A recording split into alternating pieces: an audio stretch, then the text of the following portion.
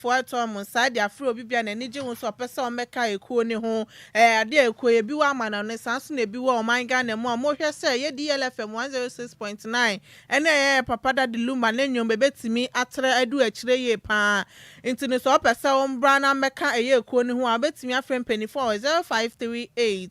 865 393 0538 865 393 na bra na beka ye DLFM afrefo nkabom ku ni ho na moto moje so eye yemfa odo we na kenkanfo yesi enkonwa esi peteprem ye hwene tia sentem ebesim ne mere no edi ameje so eye takrade kodwokurom de hyekonkrom Nhyiraba Kwadwo Sammy B aka ehunsi wompone mene Adwoa Agyei Sikapa ye da ye ho ye ba ya de kasebo ne chiri mankasa ebeto aso ede asomo DL News.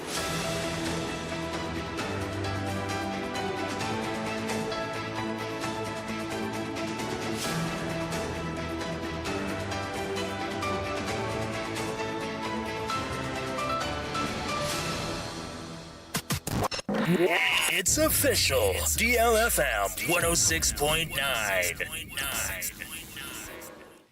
Yamamo akwaba afe kasebo no enchiremu enie. Yenhya kasebo na senfan frase emfanfa apomode ensensemu. Na nansan ebeto dwa echiremu a. Ukopie mu ewo eye renal unit a eno no wakolebu teaching hospital no hono a. Wano mu bechiremu sem eye consumables no eho akwatwe ye pa ne senti. Amadwumadi omudie no enkon kan nti ne mekase no na watwe mako menu ntemu niam na yadefo a wono behia sem wono betimi akwakoda dialysis so no na ho ayeden ye pa tesese bisra okreimu a na eha dwenyi pam na mpanifo echirem se na de hie bia wono eyale kidney yare yi bi anka mbe momodin akopie mu akwakoda dialysis eye machines ne so no emu kirem se na yade am na nka mpanifo hwe animu sem na ye ebrada oforusu oboseme etwamu ne da na tanka toso aduonu nkron makopie mu akọ emergency service akọ pomudin mu na so na nam consumables na ebi ni honti enya da wonum etumi ekoye na mekese mpenifo kirem sem arefo baboro ba de senne aha mienu na wana nko mbehia pa sem won betimi akwakwada dialysis so ewo kolebu teaching hospital onum akwakophwe wonum pomudin mu nanso enam consumables nti wonum entimi nkohwe mapomudin mu a ekoha dwinyi pam nenka beto dwa echiremu a na yade na adehia wonum betimi akwada mfidi ahodo we so kolebu abanya sabia no wonum betimi akọ ankwankra aresabia na sese ne makohwe omo epomudin mu titiriu akwada dialysis so na mperifo echiremu sem neka ebeto sa yalefo no so no na esini kura na ha dwenye pam na president edema eye renal disease patients ewo kolebu eye kodwo bafo ahenkura edensam edatudwa echiremu sem sense na do ebeto dwa echiremu sem wonum dialysis efidie na se no nyade na tesa akwana mum na yade a consumables na mekese na onum ashoto wakasa echiremu se mekese de yankopon ayadom tese ne yankopon abafie emazade consumables no monsa ka benti arafo amoyare nyina moba kolebu a samba dialysis so no bibia dadin mo ho betumi atom ye pam wasaka se echiremu se wonum di hu ya opa se ekoba ne sama consumables no tumi short nti na de yankopon ayadom Adwoa yipuma kwam ma consumables no wonum saka bi nsem sei edeton semtrefo enim. I want to put it on record that we never closed down the renal dialysis unit as being circulated in sections of the media. What happened was that last week we had a problem with the scheduling because problem with access to the consumables that we used in the dialysis. That actually affected the schedule for the staff members. But we have been able to resolve that. And then yesterday, those who were affected and could not have their dialysis done within the period have been called in and they are being dialyzed from today. Really, it actually affected some of the patients, but we didn't close down the dialysis unit. Ania uti ye no, ono ena ye president a okopie mu ewo kolebu aban ayaresabia hono mam. Ono ena ogina mu ehwe eye renal disease patients no esom. Ne den ede kwadwo bafo ahenkura ena wote nenkan. Eno akire ena nsentwerefo ena yarefo mmadi amukwakwada eye dialysis mfidie ni suwa no so bi kasa ne omo kire mu se asemo asi emu odepa efrisem ahokyere omafam be se bosume na asa na awotwe mako mienu ntamu no ha dwenye pantene yakopon abomade afafie ema brewa ayipuma kwamu dia dialysis na ye adwuma me consumables no bi abanso de ne we da tadwufo wa wanom atedene. Within last week, we were not able to come for sections because they had 1 or 2 issues. But this week we were called, and then it's better because money is not really available lately, so things are not too well. So with these things that is free in Kolebu, it's better with the new schedules that they've given us now. Last week, we sent your money into the first session. As I had dream. Says someone adding, Miss Amijana Casame about our 15 years, and then I make us no 16 years, Nhyiraba Kwadwo. I thought that they made the best for card and about even free no crown, they made the best for car, but no crown, nay. And say, Bassa, no man, and friend, I had dream bones and nanny panel or bread. Why won't mention and into people sell cries or copper now than the banty stress at Tembiana, Bamba and why. Ye be on Benyan, your mother, Tembi or my friend, no more am I. And near what ye a sabi, I had a form. One here Irish. Eko piemo ewo Kolebu abanya se na mo kire mi se ne Nyankopaa ya dom e ma dialysis enfide ne ye adwuma consumables ni bi nso abade a atadwofo wa wonom atedene wonom akosem ene ye de asumwe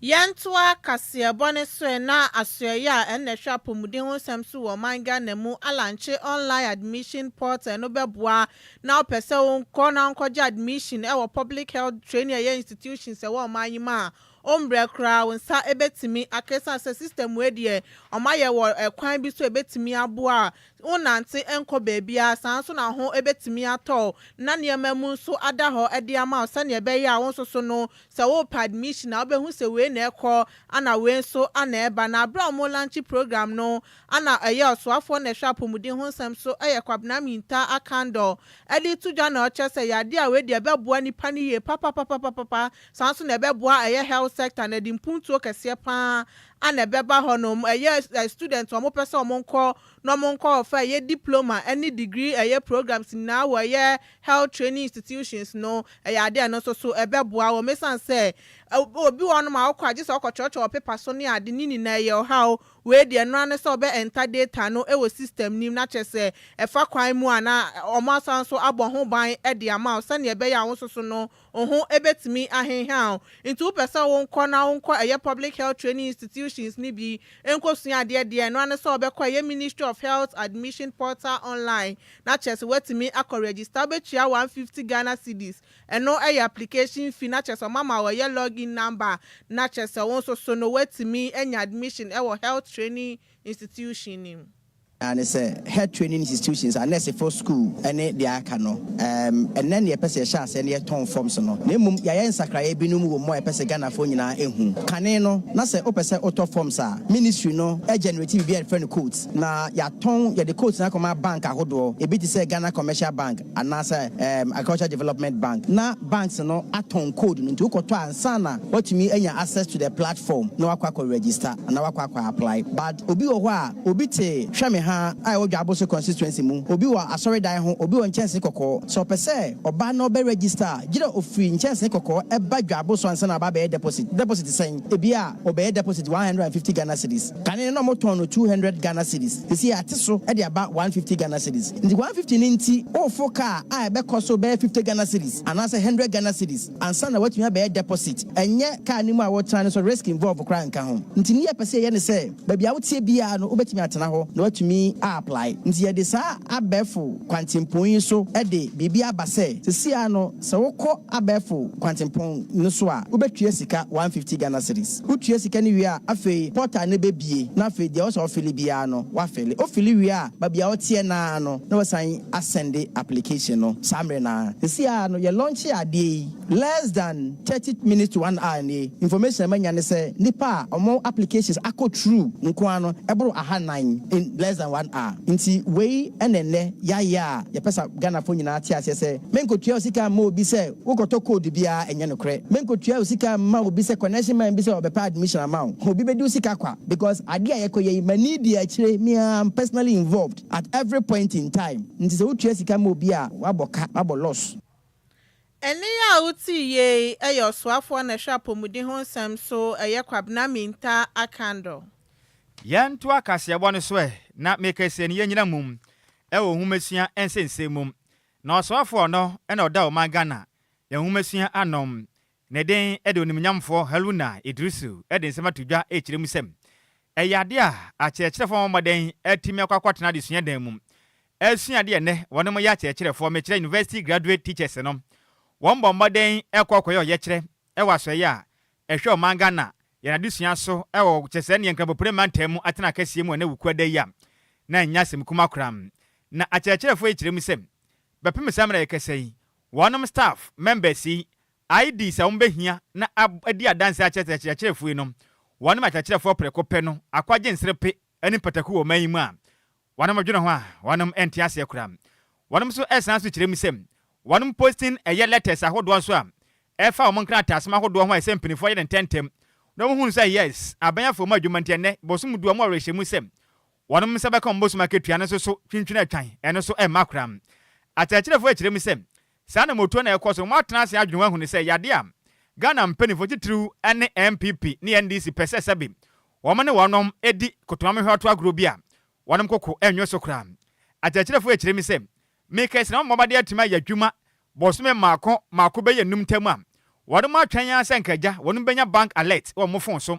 nanso ombehu sa alert bi a ba makɔhwe a na yɛ scam alert pe we bank alert nka ho a efiri asoye a ehwe humasua so ntino motena no modwen ho a wonom ente ase kra nensensem we mo no ena osoafo no ena hwe omangana yan enhumasua so Haruna Idrisu echire musem yan ganjira kyerɛkyerɛfo a wonom eya university graduate teachers ne sem mekese no abandada wotwa mu koyi a Ghana mampanin dada na dankwa kufuado ene na ban etimetena ase efa kyerɛkyerɛfo maako kyese ne empem aduasan kron 39000 teachers ena mo fa mo wieye no financial class nka ho o man fa sika nta ekyira a mbetim dia etua kyerɛkyerɛfo yi ka o kyerɛ mu sɛ de yanka nta kyerɛkyerɛfo yi sɛ de aban a aba betima ne sɛ obetimi atua akyerɛkyerɛfo enimu kyese ne empem kron 9000 ekopem empem dumienu 12000 pe ena obetimi atua wonom ka kyese ne 27000 ene de okwaduro kra nya de obetima ya hohwe no kyerɛ mo mfa somboi emfa mo Ghana mampanin John Dramani Mahama and Evans or Swafo no every woman so if you say we no and na ye don't bet me no benesabi Adwoa once na anya hwe kra no opposite nsem or the nsem say etun central for him. When you come and create this sin, I have to respond to it. Appointment letters were issued to persons numbering up to 39,000 when there was no financial clearance to do that to begin with. So that's problematic. So of the 39,000, probably government may be able to absorb 9, 11, 12,000, but certainly not 39,000. So whoever misled you, deceived you, is not John Mahama or Haruna Idrisu administration, not at all. Somebody probably, I won't use the word con, that's too strong, but deceptively got a number of you unknowingly, without knowing, to yield to some recruitment of a sort, which recruitment was not approved legitimately. So we are auditing to know that yes, you have the right qualification, you are entitled to the appointment, and 3, you are at post. Then out of you, we will pick that which we can absorb within budget. If that exercise is not complete, I have no story to tell you. You have to be patient until we finish the validation exercise. Year and a half, I wasn't here. Okay,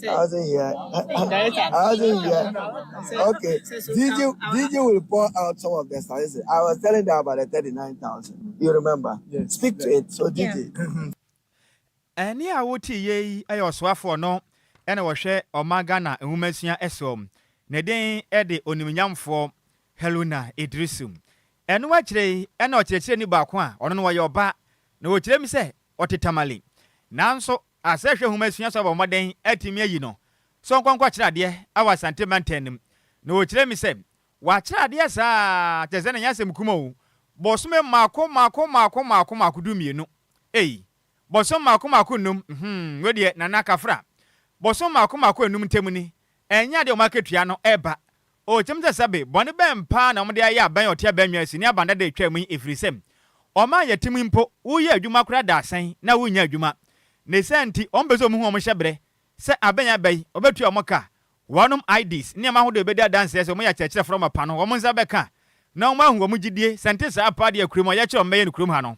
enya sim come the same say eto nsenkyerɛ fo anim to seek and know what they think about or what they are talking about our issue, because we don't know what is going on. Some of us have been at post since last term. We've worked there for almost 5 months now, and we have not heard anything. No staff ID. Some of them, their original posted letters are not released. They have started. They halt all the process that they should stop everything, and we don't know our fate now. So we are here to seek their attention or what they think about our issue. Any awoti ye ayo chechire ni anonom otetamale nanso make say no adusia hwe homasua so atimi aposti no de kopiem asante mantanum ne den ade mayas SB eye aku bila na wote ne nkan ne kwakram na deputy convener ade ma agrib teachers yi Emmanuel Ofoli chire musem ade mpirifo moden ade to wonu manum senka Director General ade ma Ghana Education Service betimi ahwe atoto niema ema omonsa kan bibia pepepe nanso no akoye hwebu adasem niema enkwan kan ne dada na wo mu chim se de ekoso mo bom nyosi fisem omo ntumi ntrase enya adwuma wo mra wo nya ketua no ma ya timu na nkasa ne mpenifo ne yeso mpeso mo kire se ne sente akirefo no wo mbekọ so atata mpenifo kopem se ekoba ni se no masetrem ebeye den. We are here because we were posted on 8th November 2024, and some of us had our assumption of duty, and we are at post. We have not received our staff IDs. Others letters have been stuck at the regional office. They need regional posting letters. Others did reposted, and their letters are still stuck at the regional office. And when the revocation came, they came out with a letter that we should come for validation and reinstatement. And after the validation, it's about 2 months now. We haven't heard anything from the GES. And when we go to the regional office to clarify things, they'll ask us that they have not given any direction from the headquarters. So they have not gotten any feedback from the headquarters. And that is why we have moved here to hear from the GES headquarters. We want to hear from the director and the Minister of Education. And that is why we are here. We've been working for 5 months now. Without pay? Without staff ID, neither to even talk of salaries. Others' letters are stuck on the regional offices. Who we are university graduate teachers in Ebim. Ono ena ye deputy convener ede ma chekirefo ameka sei wadom ho aka adwamu ne din ede Emmanuel ofori na okire misempo ai di kure bedi adanse so mo ya chekirefo kwaro mo nsanka na nkantam wono maketua emu nkiremu ena ede asomwe Yantoa kasiebone so na Endra Dakoto ni mabosomene de tosunsia won fimpimienu ene aduonunum nimu ana Ghana mampani John Dramani Mahama ede betu dwase ya de awayi Ben Abdullah Al-Hassan sa ono ana mbeye eye MC enfema asokore mampon municipal assembly no na ya de a eye NDC achitaifo ni bi echirema enya de omaniji eye Ben Abdullah Al-Hassan ya mampani yi ni so ombra no mbeye MC enfema eye asokore no mu chirema ansakra no mampani de ba betu dwase wayi eye Ben Abdullah yi na cheso obi a woni ku a obi a twen se eye Abdullah ne ba be di ba kon so de no ope eye obi foforo so no ana embambe ye na ye chitaifo ni bi so de betu dwa eye current constituency chairman eye Fausa Dauda ono na nankomo percent komampani enyi nemom enye Ben Abdullah ebi so chirema Ben Abdullah no mo pe na chese we na mepe we na mepe na chese nya asem ketokra ewo ye asokore mampon na ibra ye press conference ekoso ende day ana members ni bi chirema ya de omadi omampani hu ya papa person say ejinasi a osi ye de wanya de kra na ye Fausa Dauda yi ana ye nipa na ke wo so yi no so na mbe ye MC enfema ye asokore mampon municipal assembly na bra omokasa no ne ekoso no ebini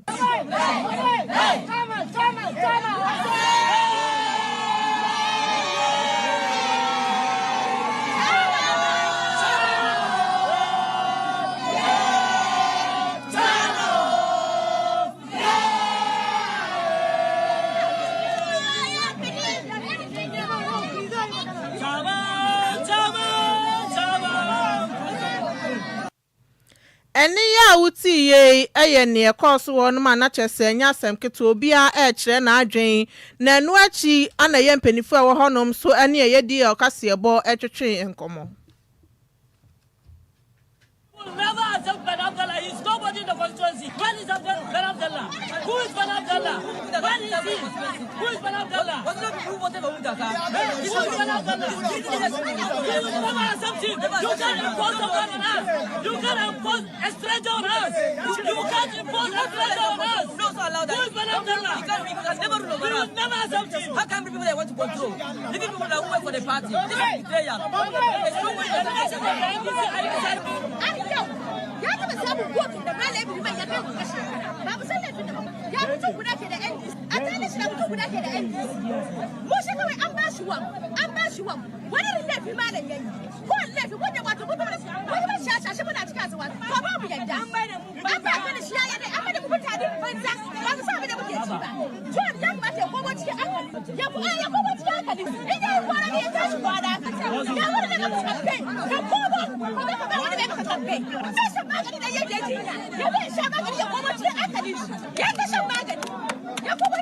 DLFM 106.9.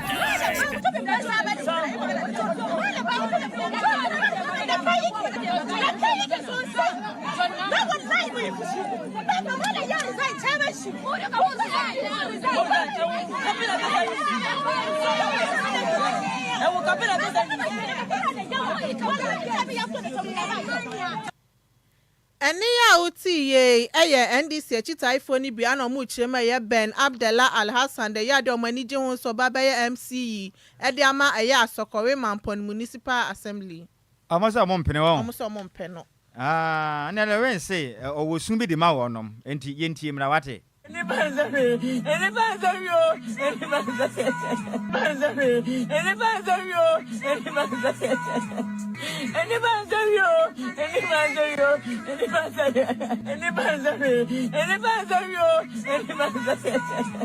Sika Kwadwo wote Kwadwo nkansanka esu we de em so owura ben na esu san no so hye ne de manya asem keto bra ben ye hwan ya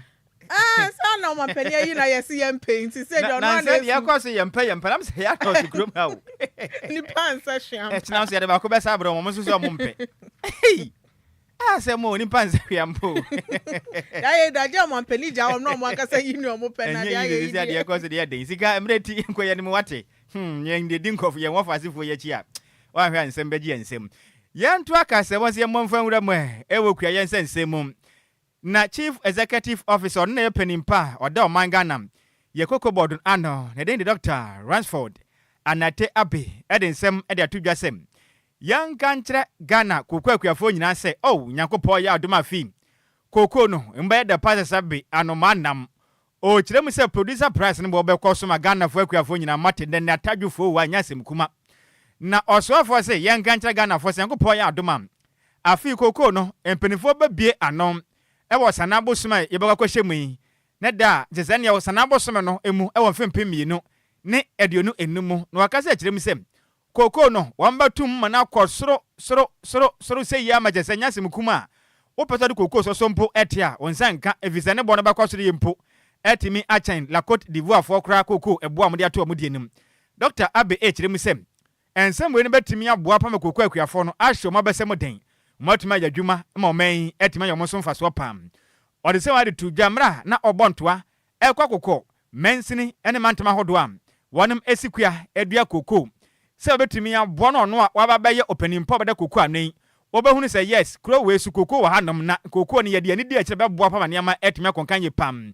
ode se wade tu dwa emra kopie mu ewo pono ene ahafo mantanim na kokko board opanimpa ekire mu se yanka nkire Ghana akuafo ne se embe de pa no ba bo makweku akuafo no masetrem ayede odi nsem sei eto di ekase bwanim mono mene akuafo no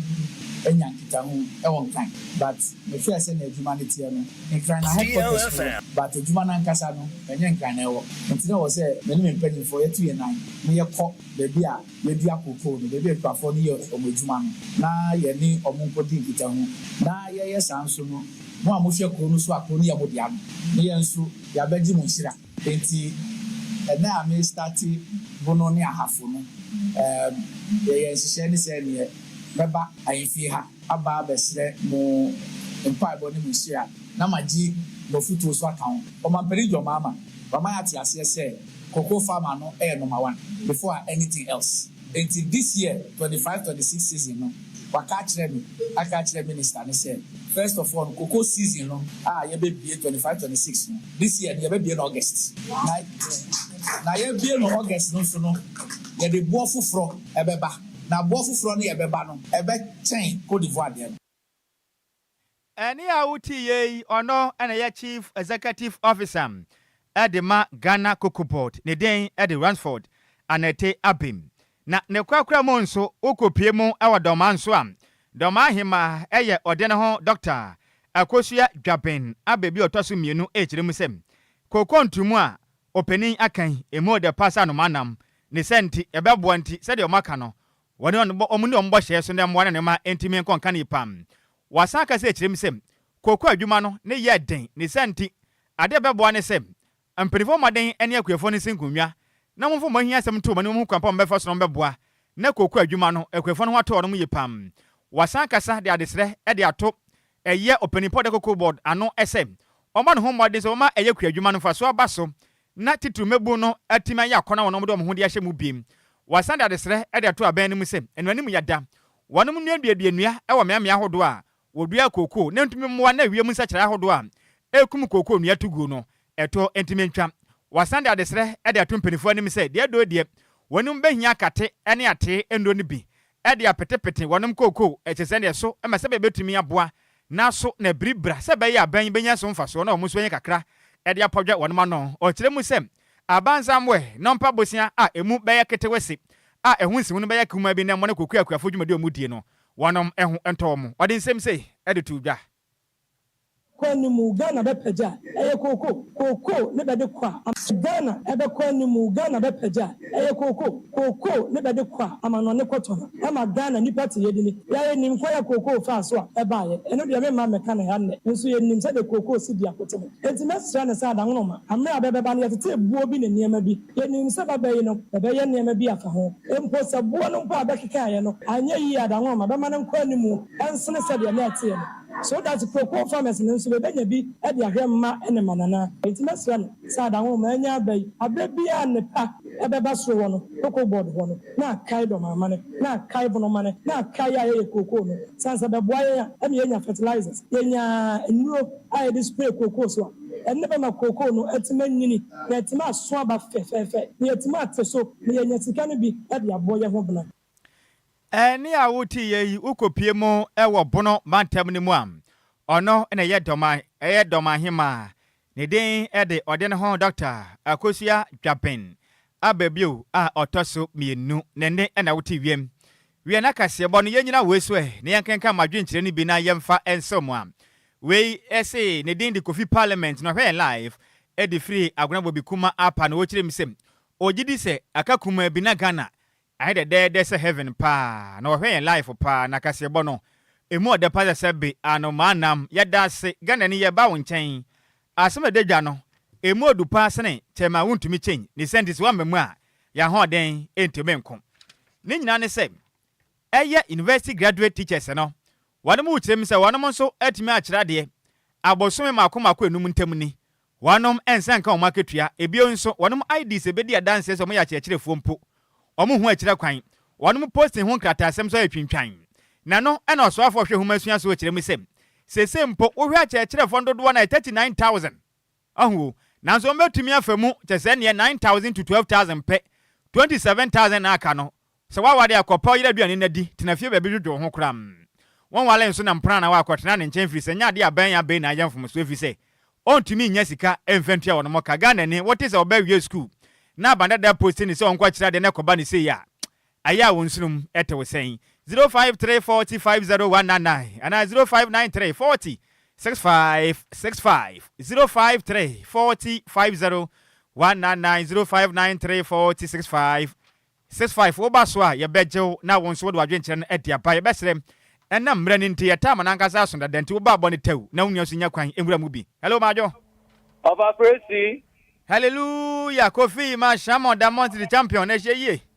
nyame adumo e sheye pa ya da nyame ase me yenti 30 seconds wo fa kromo ade ade na ye mpenifo na ebi mu ba mo ya ade ebi mu so ba abro na ye ebi mu edion because akwa be ko fiti stretch akosi we university ni ade na nyame adum nya eduma oh ye kromwa ofa do ni nyame nya eduma medase pa kofi ma ashama damon city medase ne so adwe nkyere mu ohwam ye pa won so betimi abo ede awura mu 05340 50199 and 0593 406565. Hello, Majo. What's up? Hey, Mama ni, Omanjo. Ah, where me ah. What for say? Yadi odum somu.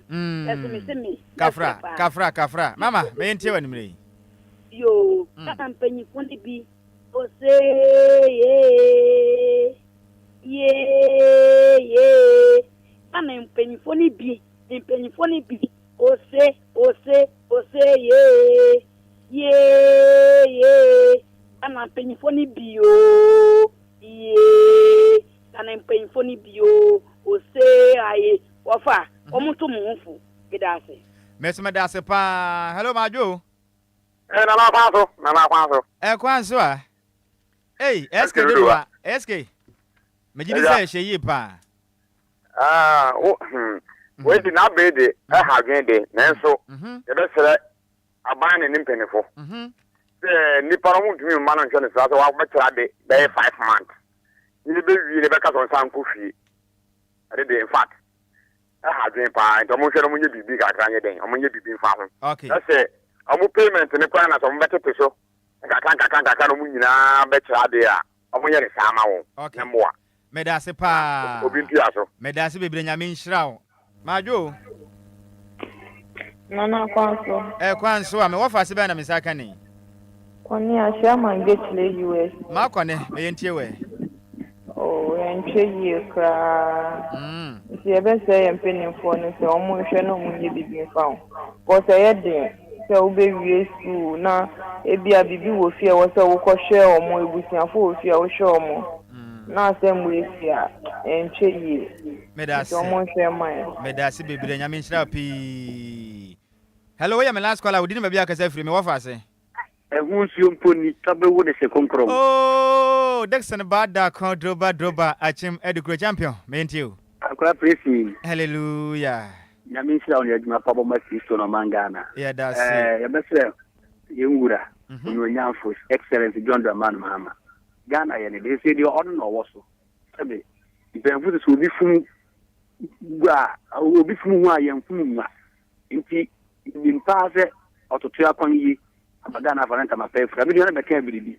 o timi kezu na nkampacho 9 na 12,000 no yi ni wan obi ni waja obi e be sele fomsle nya badada. Okay, o do senti to sumpo no ba to so na obetu obi aka because obi a ye adwuma nembo fomsle abase wo fa wo gumuru na na me am say nye policy de nti emi on mpi for wo hu ne ekoso ne eya na wo eni am ekoso omoman yi mu nti abai be person ka won frank won ka bi na wo hu se sebe wo yi wo mfa ni pe hu keke ewu adwa na se ye mfa ni pe keke a ye ntia won ka afa ni pe bibiri wa ya de but aketia no so ye dey ye beta man pe na Mahama ye besa bibiri ajisa fo hu nya wo man papa nti ye ni won di sa sebe pe na yeso ye yura ko yes ontia won ka da me da se bibiri droba oh me ka se me mfa bi onsu me ni me wo fa se ma kama no ma se me ya wampene majo wanti me nya so fa cha me ene me sra Ghana ni wo fra ye ntumi mfa efise ye tam no akwaye pa na ye nka baba ku bi atopono so nti no ye na ye homre na ye monitor na ye nso no konwa so na dwumedi ahodo aka no entoa so.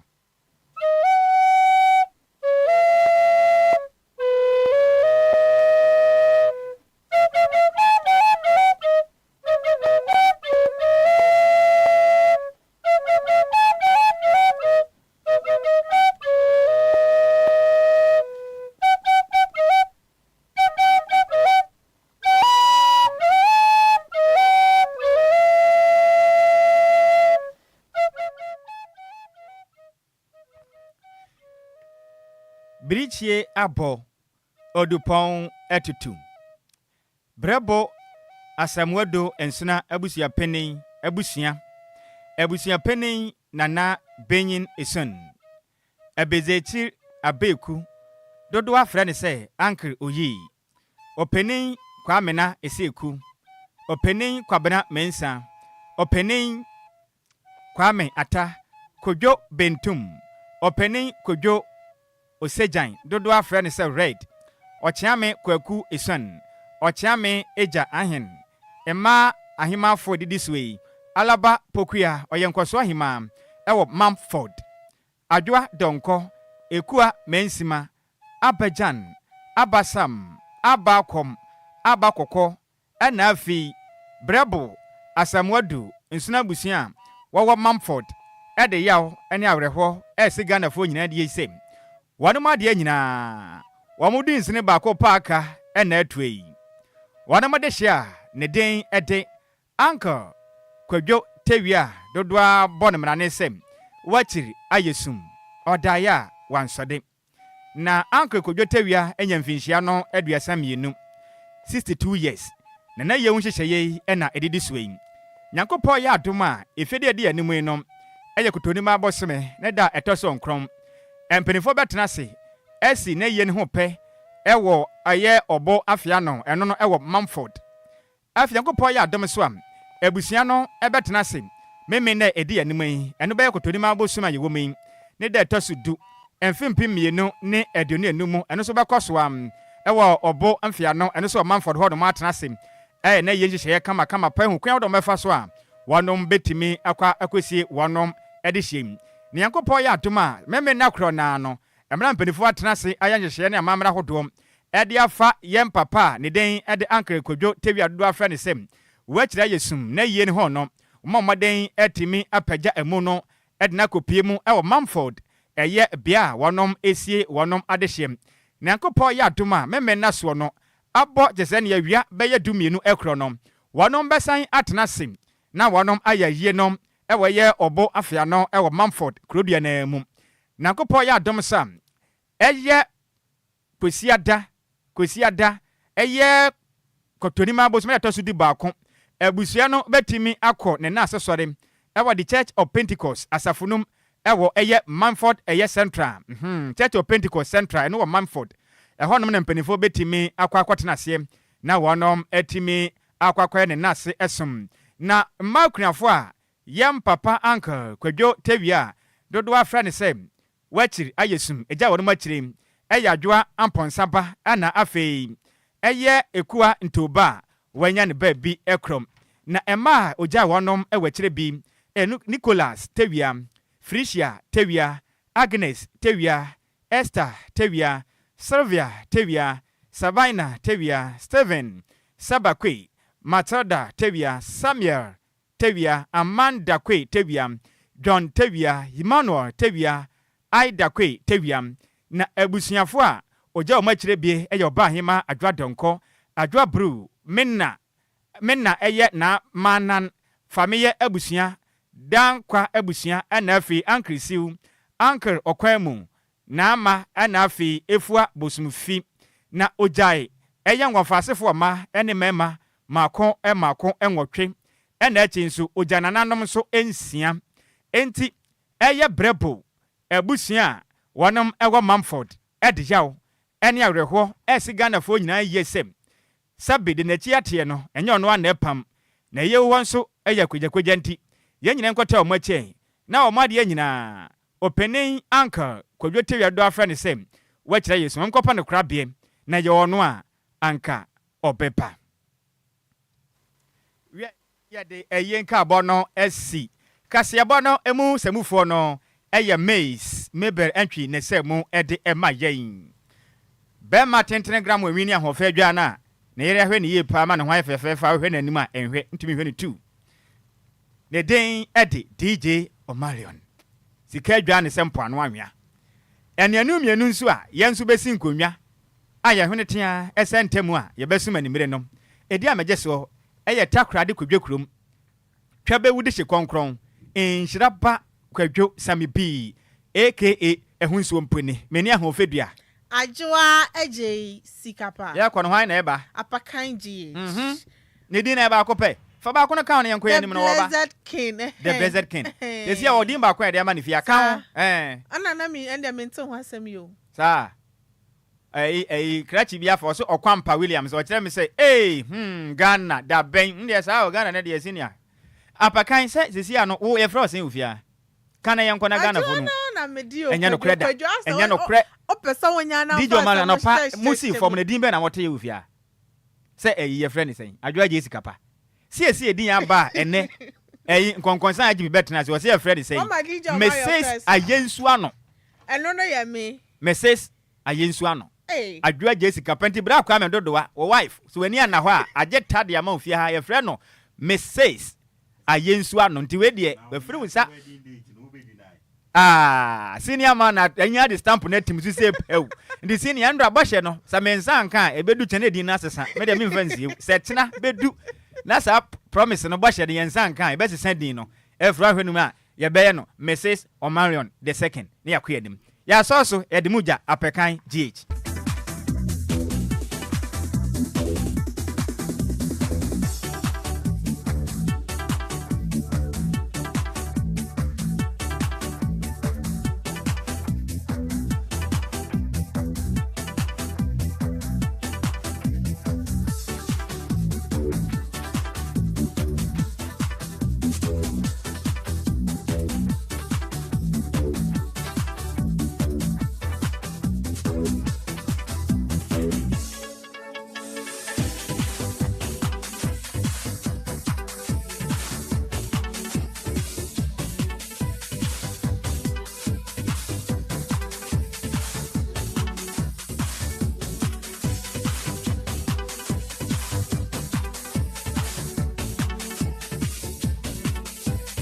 Power sports. You want that? The jungle, that devil.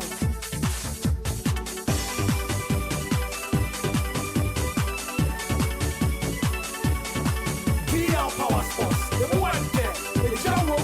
that devil.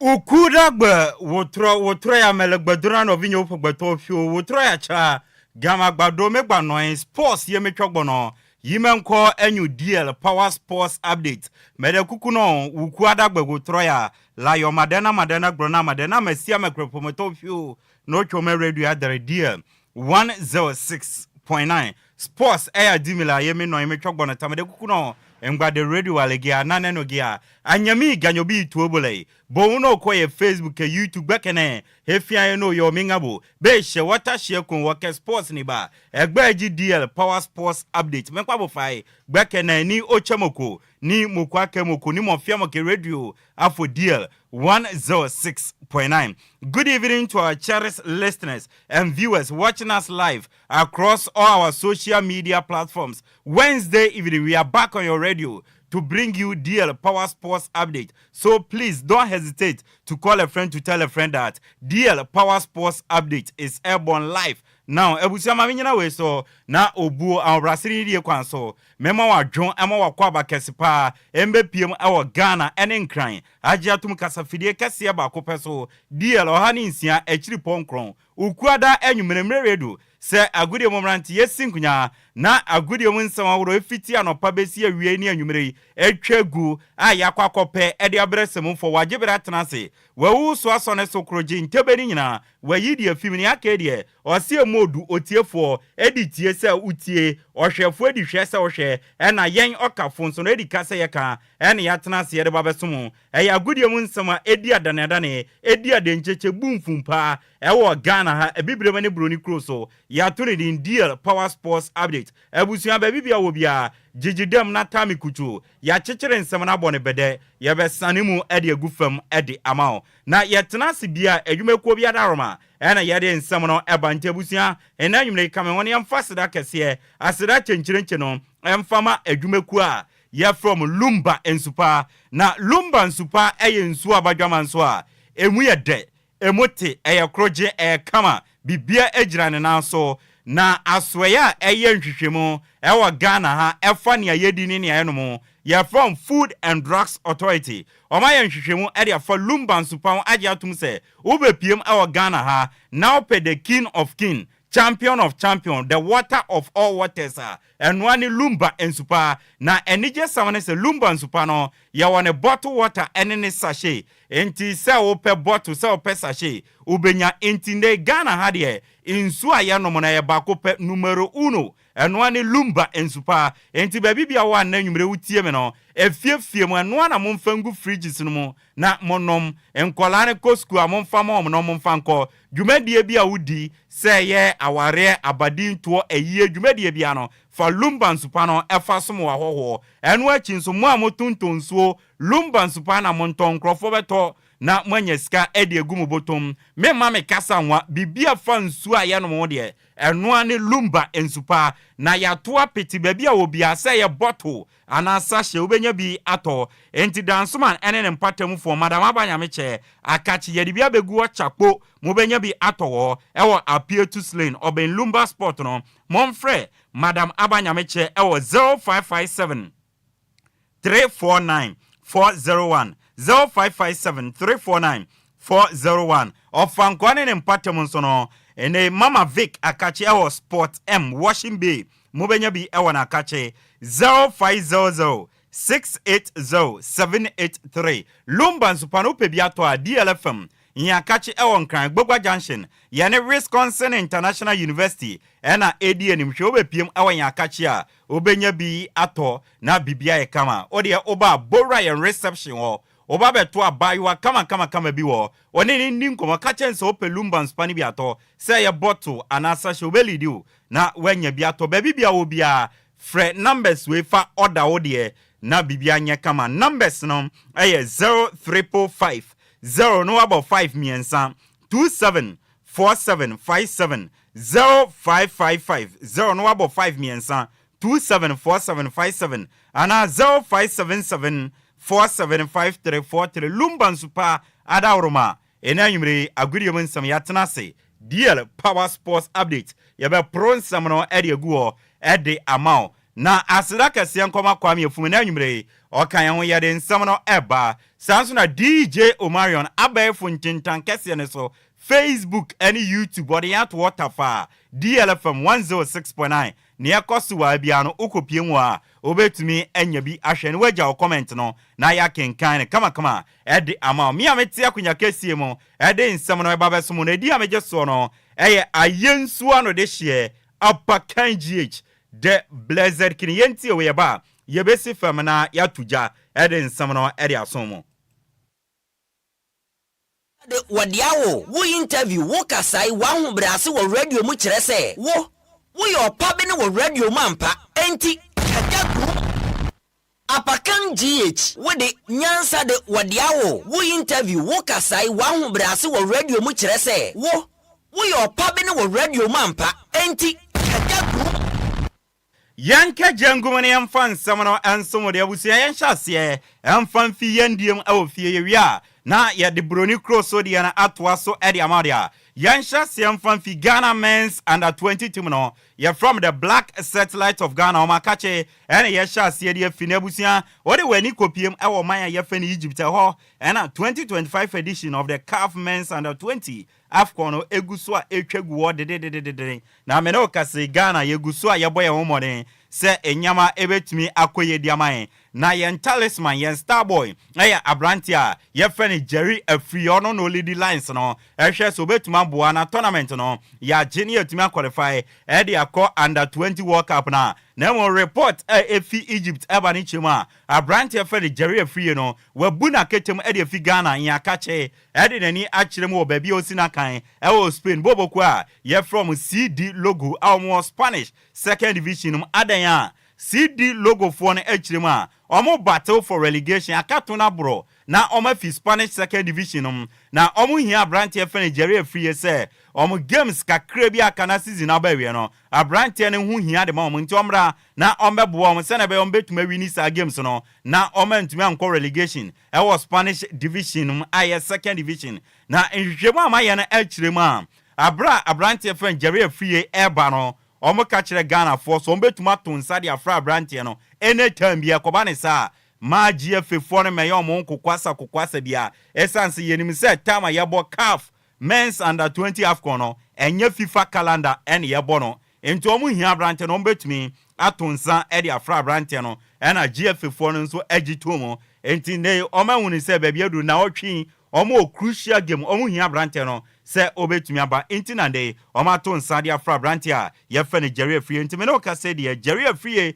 efi under 20 camp odi na ni achemo ewo ni team CD Lugo Akache ewo Spanish second division mu a mabo ehon komo edi achero ende anwumre yentwan samne so de yenkopie mu ewo Kumase ana yempie mu ewo Ghana Olympic Committee Akache ye fiwanse na yakokotoko Akache wo Kumase na Mr. Richard Akpokavi ene ye newly elected Ghana Olympic Committee President na yebisane sende wabe debia no Mr. Benunu Mensa woro na oka sponsorship wasam se ene omu hia sponsor serebe ya ene various federations a ehye GOC na se no ombenye skadi abom na nyama koye di ama omo ene yebisane se wabe in terms of sponsorship ni ade o ya ho dem ene osi ono Mr. Richard Akpokavi no wabe ono no ompe sponsors so ni ohwehwe eye partners se adwumakuo bi ebeba no wakasa o GOC mabe me pese me fa athlete bi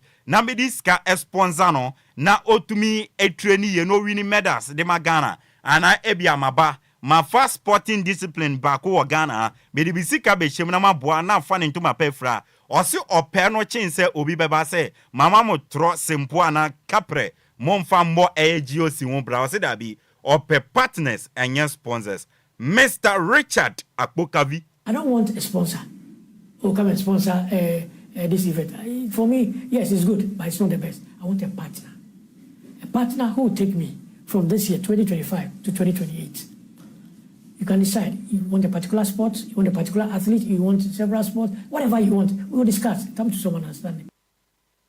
Ano Mr. Richard Akpokavi, newly elected Ghana Olympic Committee President ana wateneka yampie mu ewo Kumase Asante Kotoko Akache na nansia na Ghana mampeni His Excellency John Dramani Mama Abebio ebo Honorable Richard Ofoli Ajman yefrano AK Kinzuba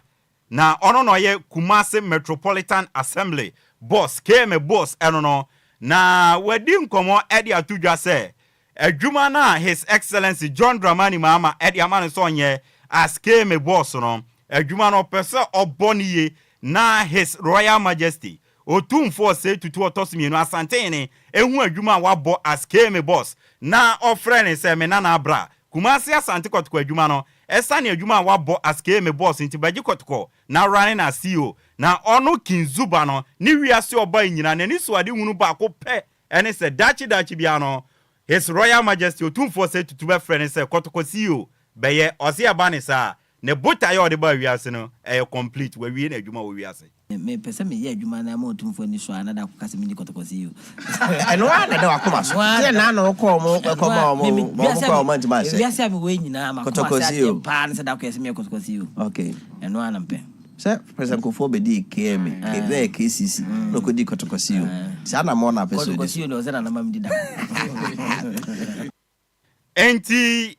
Honorable Richard Ofori Ajman AK Kinzuba keme boss osini wiase oba nyina no opese odi Kotoko CEO enti no keme adwuma no obebone wadre se na be His Royal Majesty otumfo se tutu ebe friend se me nana why adwuma panti baji Kotoko na rane no asio yede wonsam edi asomo yampie mo ewa Accra Heart of Phobia or say never say that until the bones are fully rotten and so ne ase indompene aya pro nyama nkoye emfama heart boboko no Mr. Jones Kwabna Infojo aka Kobe Jones ene kasarema Heart of Folk supporters no or say has management no technical team we Abubakar Watara dano no enyama nkoye entiesem penfo ede nipani bibeka technical team no na bi Abubakar Watara no kra no se ombe promote no de na koye technical director no me promote no de na koye technical director na Abubakar Watara no ono ohwe adwuma na ye na masa adwuma no wo fam enyama nkoye enti no ese has team no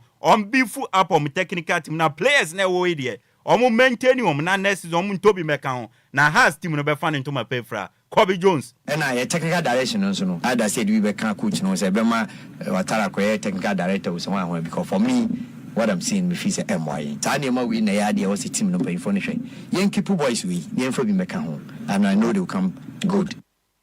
Kobe Jones etwane samon sono ana Kobe Jones edi tu dwa kirema Osu be PM wa Ghana ha other teams no omu ni sebe players papa fanching house of folk. Or say Ghana and players na one average teams and an average players and omo teams no. Na oko various teams no mo players no omo mro has the so. Na has problem any say omo hia a quality defensive midfielder. Obe jiran fimfno ebun ya na fenso omo attack wono omo tumi aye hoye na has ade na. Oh, GDS has team never fan into my payfra. Players are you cry young. What do you need scan your league? I bona. Omo mobile team, the average players extraordinary any baby. Yeah, improve my own. I mean, indeed, there be a mechanism here. Defensive midfield. Yeah, if he's a bit to rely on. And attack.